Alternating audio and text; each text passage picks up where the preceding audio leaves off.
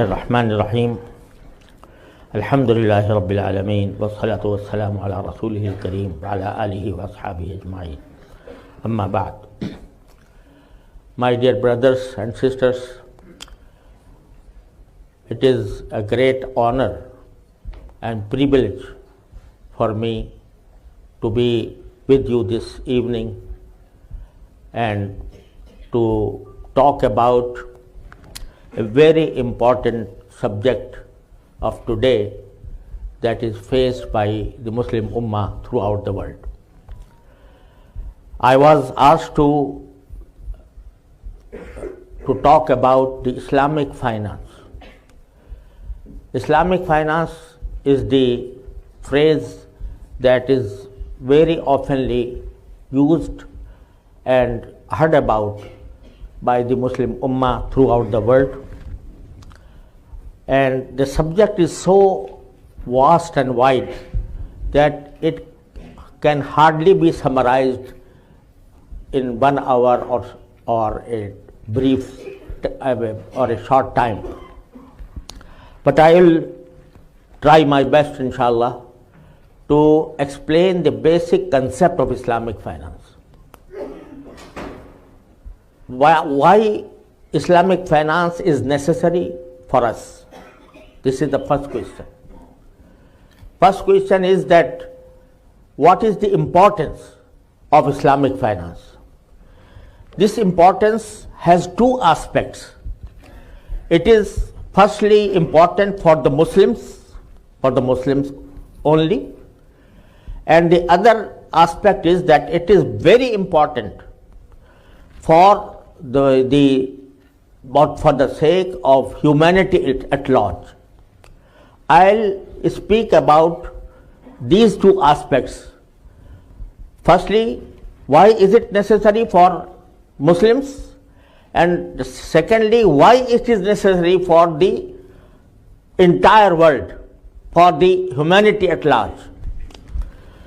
So, to begin with, when we speak of Islamic finance, it is important for the Muslims because Allah subhanahu wa ta'ala, when we recite the kalima of La ilaha illallah, Ashhadu an la ilaha illallah, Ashhadu anna Muhammadan Rasulullah sallallahu alayhi wa sallam, this is not something, the words of magic or sorcery.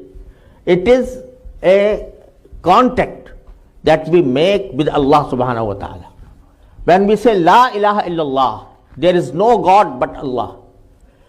We say that the only being that is worthy of worship, worthy of being obeyed, is only Allah subhanahu wa ta'ala. And when we say Muhammadur Rasulullah sallallahu alayhi wa sallam, then we have a pledge with Allah subhanahu wa ta'ala that whatever your messenger Muhammad sallallahu alayhi wa sallam has brought to us, we will follow it in letter and spirit. This is the contact we have entered into while we recited the kalima of La ilaha illallah. So, being a Muslim, we are duty bound to follow each and every command given by Allah subhanahu wa ta'ala or his messenger Sayyidina Muhammad sallallahu alayhi wa sallam. And our religion, our deen, that is Islam, is not restricted only to ways of worship or some rituals. Unlike other religions, they are restricted mainly to some rituals, some ways of worship, and some instructions about some ethics or so on. But Islam is a complete code of life, not only for worshipping Allah subhanahu wa ta'ala, but also to run our lives in accordance with the commands of Allah subhanahu wa ta'ala, be it economy, be it politics, be any sphere of our life. It must be complying with the dictates of the Holy Quran and Sunnah of the Holy Prophet sallallahu alaihi wasallam. So Islam has its own idea of our economy.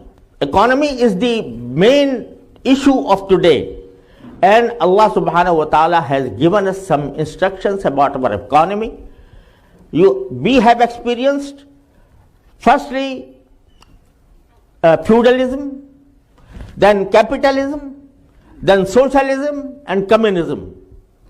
But none of these systems have solved the problems of humanity.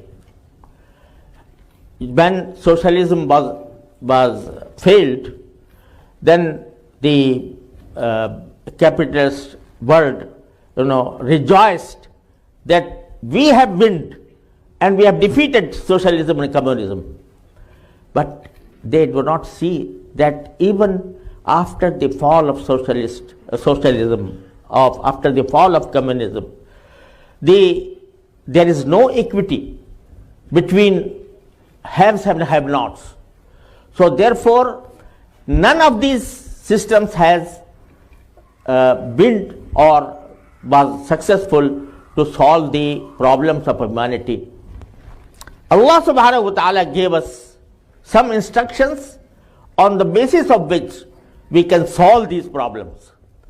One of the very important command or injunction given by Allah subhanahu wa ta'ala is the prohibition of riba, that is interest.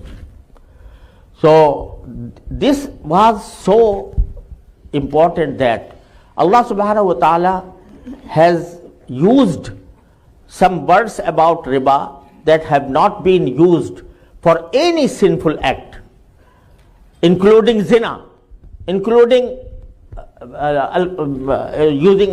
consuming alcohol or something like that. He said that if you do not leave the practice of riba, then you will be waging war against Allah subhanahu wa ta'ala and His Messenger. فَإِن لَمْ تَفْعَلُوا فَأَذَنُوا بِحَرْبٍ مِّنَ اللَّهِ وَرَسُولِهِ. These words were not said by Allah subhanahu wa ta'ala to theft, to dacoity, to adultery, to consuming alcohol, but has used it against war against Allah subhanahu wa ta'ala. So being a Muslim, without going into the details of the raison d'etre of this command, we are duty bound to follow it, that we should abandon the practice of riba totally, because we are Muslims. And when a person recites the kalima of la ilaha illallah, he is duty bound to obey the command of Allah subhanahu wa ta'ala, whether it seems to him it complies to his reason or not. So ma kana lil mu'minin wala mu'minatin idza qada Allahu wa rasuluhu amran an yakuna lahumul khiyaratu fi amrihim. When Allah subhanahu wa ta'ala or His Messenger sallallahu alaihi wasallam decides for something for the moment, then there is no choice for the moment to accept that, to obey it. So this is what Islam means. Islam in Arabic means submission to Allah. إذ قال له ربه أسلم قال أسلمت لرب العالمين. And when Sayyidina Ibrahim alayhi salatu wasalam, was ordered to sacrifice his own son Ismail alayhi salam, and he made his son lie on the earth and started to slaughtering him, then at that point Allah subhanahu wa ta'ala said, فَلَمَّا أَسْلَمَ وَتَلَّهُ لِلْجَبِينِ. فَلَمَّا أَسْلَمَ, that both of them submitted themselves to Allah subhanahu wa ta'ala. Although the command was such that there is no logic behind it. To kill a person without any crime, without any offense, to kill a minor boy, that is not even allowed in the state of war. Rasulullah sallallahu alaihi wasallam, Muslim army, not to kill a child, But his child was ordered to be killed. And who was the child? His own son. There was no logic at all behind this command. But Ibrahim salam, obeyed it and submitted himself. And when he asked Ismail salam, Inni ara fil manami anni azbahuka fanzur madha tara, then Ismail salam did not ask why. What is the logic behind this? What is the reason for which I am being killed? No, just said, Ya abati fa'al ma tu'mar. You please go on obeying the Allah subhanahu wa ta'ala. So this is the Islam in its true sense, that when a command comes to a Muslim, then he can sacrifice all his wealth, all his emotions for obeying Allah subhanahu wa ta'ala and Rasulullah sallallahu alaihi wasallam. Now, the problem is that when we say that riba is haram or interest is not allowed by Allah subhanahu wa ta'ala, then some people ask why interest is haram? What is the logic behind it? What is the reason for prohibition of this interest? So they come forward to say that this command must be based on some logic, and unless we understand that logic, we cannot obey it. This is not Islam. Then this is following one's own reason, not following Allah or Allah's Messenger sallallahu alaihi wasallam. So therefore, this is very important for Muslims, that they avoid interest-based transactions. So this is because this is the command of Allah subhanahu wa ta'ala. This is important for the Muslims because it is a command of Allah subhanahu wa ta'ala. So therefore, Islamic finance presents a solution for avoiding interest and basing our own transactions on something that is allowed by Allah subhanahu wa ta'ala. Ahallallahu al-bay'a wa harrama riba. Allah subhanahu wa ta'ala has allowed sale, but He has prohibited riba, that is interest. So Islamic finance is important for the Muslim for this reason, that they have to follow Allah subhanahu wa ta'ala and they must avoid interest. Then there should be some alternate is provided by Islamic finance. This is the reason for which it is important for Muslims. Now I come to the second question that I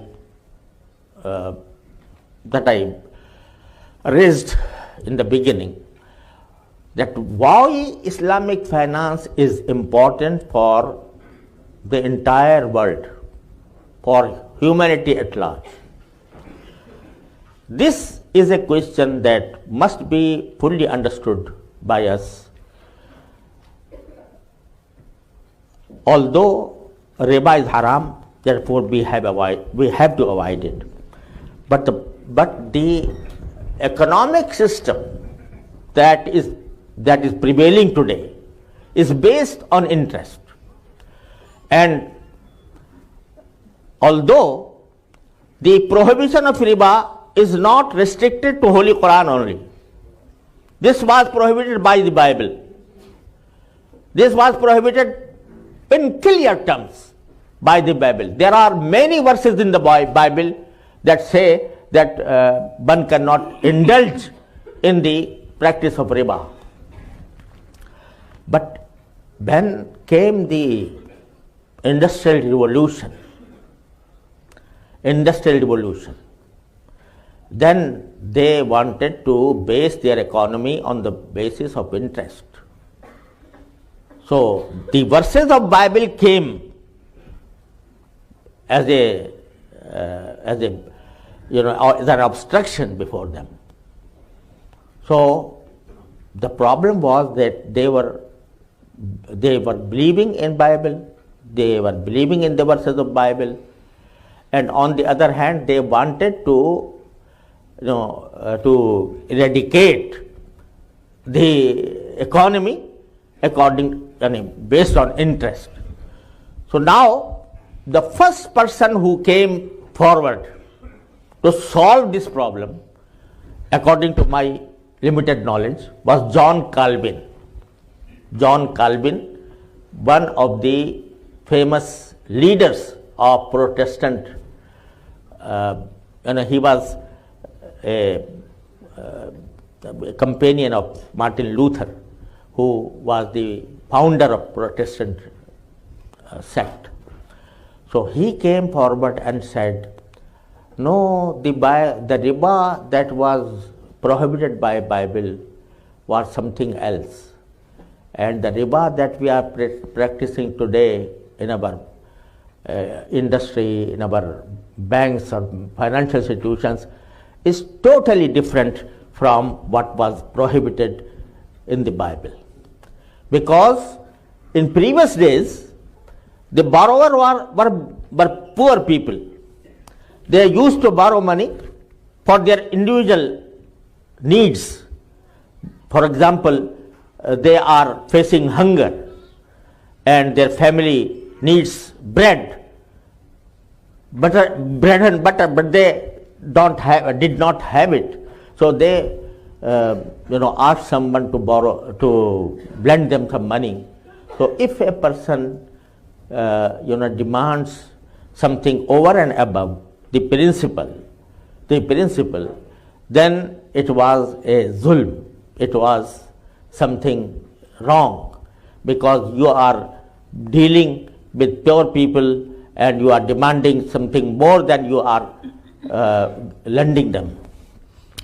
But today, we in the banking system, the borrowers are poor, not poor people.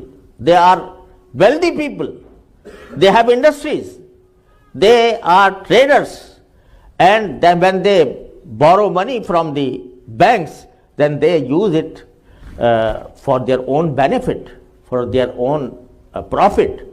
So if something is charged over and above the principle, it should not be taken as zulm. So therefore, he drew the line between interest and usury and said it was usury that was prohibited. But this interest is something modern, and therefore the prohibition doesn't apply to it. This was, firstly, according to my knowledge, this idea was presented by John Calvin.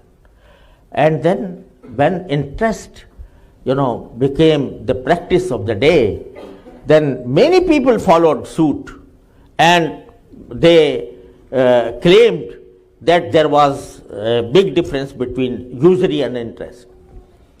Even from the Muslims, there was voices to say that this is not that interest. But my father, Hazrat Maulana Mufti Ahmad Shafi Sahab Rahmatullah Alayh, used to tell a joke about this. He said that one Indian musician traveled for Hajj, and when he was traveling from Makkah to Medina, he stayed at a place, at a small town, and in those days it was necessary that one sleeps in these caravansarais between Makkah and Medina. So after having dinner, he saw that there was an Arab musician, and he started playing music and started singing. But his song or his music was so awkward that he could not resist to say that, may Allah bless our Prophet sallallahu alaihi wasallam. He has heard the music of Arabs, this awkward music of Arabs. Therefore, he prohibited it. Had he heard my music and my song, he did not prohibit songs. So this kind of argument is say analytic, is about that the argument of that position that it was riba. Now the basic question is whether a transaction itself is valid or not. If the transaction is valid in sale, for example, if you sell bread to a person, do you differentiate between the purchaser who is wealthy or a poor? No. You are allowed to charge a profit from both. And what is the standard to say that this is poor and this is wealthy? So therefore this was totally wrong, and this argument was discussed in detail by the Muslim Ummah in their conferences, in their meetings, in their seminars, and it was totally rejected by all the Ummah and then lastly it was presented before Islamic Fiqh Academy in Jeddah, of which I happened to be vice chairman at that time. Then all the scholars of earth, they with consensus decided that this argument is false, and anything charged over and above the principle, it is haram, it is riba. Now I would come to the question, why is it necessary to avoid riba? Because once this hurdle was crossed by John Calvin, then all the transactions of the world, financing was based on interest. In the beginning, it was just interest. And then came another thing that was a species, a strange species, that is called the creation of banks. Banks create money. Banks create money. And the creation of money, they were so happy to say that our money supply is has increased because of these banks. But now this fractional reserve system, that is called fraction reserve system, it came to an extent that the money in supply is much less, is much more than the real money found in the banking system. Probably you will be astonished to hear that now in our days, the actual money, that is debt-ridden money, that is currency, paper currency, is only 3% of the total money supply of the world. Whatever is 97% is nothing but digits fed in computers, have no reality at all.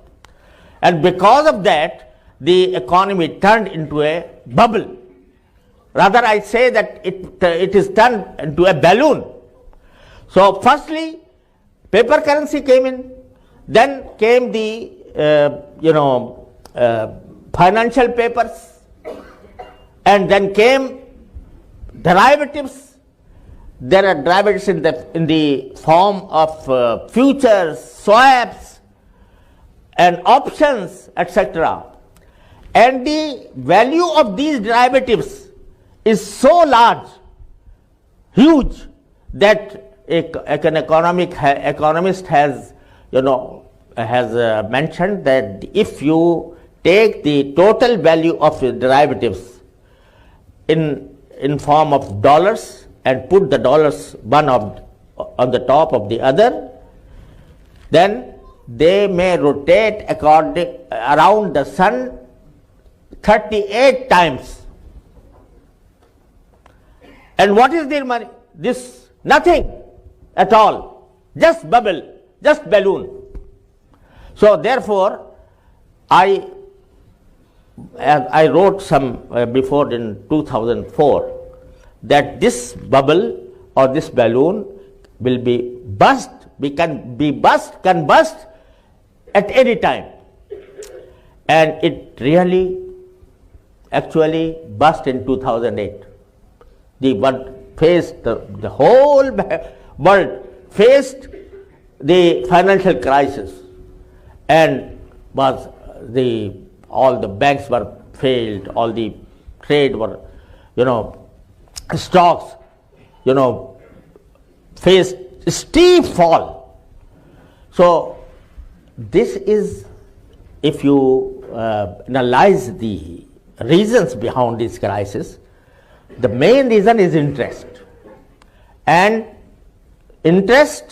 and sale of debts, and to be out of the real economy. Now we are living in a state of economy in which we don't have any real economy, just figures, just numbers fed in computers. So, and now again they were facing it is anticipated that the crisis more severe is coming now within a couple of years. So this is, the whole economy is captured by some few people in the world. So all this situation has arisen because of interest. Had there not been interest, then there were no derivatives, no sale of debts, no something that makes the economy a bubble or a balloon. So therefore, humanity now needs a new system that takes care of real economy, and that is the basic difference between sale and riba. When Allah subhanahu wa ta'ala says Ahallallahu al-bay'a wa harrama al-riba, it means that if you transact money against money, then it must be equal from both sides. You cannot charge anything over and above the principal, because it is a transaction of money against money. But if there is a transaction, money against a commodity, this is sale, and this is allowed. And it makes a big difference when you are transacting, money against money, and when you are transacting money against commodity. This is what Allah subhanahu wa ta'ala says. Ahallallahu al-bay'a wa harrama riba. Limadha? Why? Because Allah subhanahu wa ta'ala says that Ahallallahu al-bay'a. And if you transact as sale, then you are creating a real economy, real assets. But when you are transacting money for money, then in that case you are not creating any asset. This is not real economy. This is just, money against money. So now Islamic finance came and said that now we will base our economy on the real assets, not in money only. Money is nothing. Money is nothing more than a medium of exchange. It is not a commodity. It should not be traded in. It was created for the purpose of serving as a medium of exchange. Nothing more or less. But the interest system made money an object of sale, and this created a facade in the earth. So now Islamic finance, alhamdulillah, came, and now it is going to increase throughout the world, alhamdulillah. And it was a time when we spoke about the prohibition of interest, and that the financial institutions should work on the basis, or not on the basis of interest and interest-free transactions. the people used to say it is a utopian idea. It is not practicable. It is just, an imagination, and it cannot be practiced in the actual world. But now, alhamdulillah, since 1970, gradually Islamic institutes came forward and they based their system on the sale, not on riba.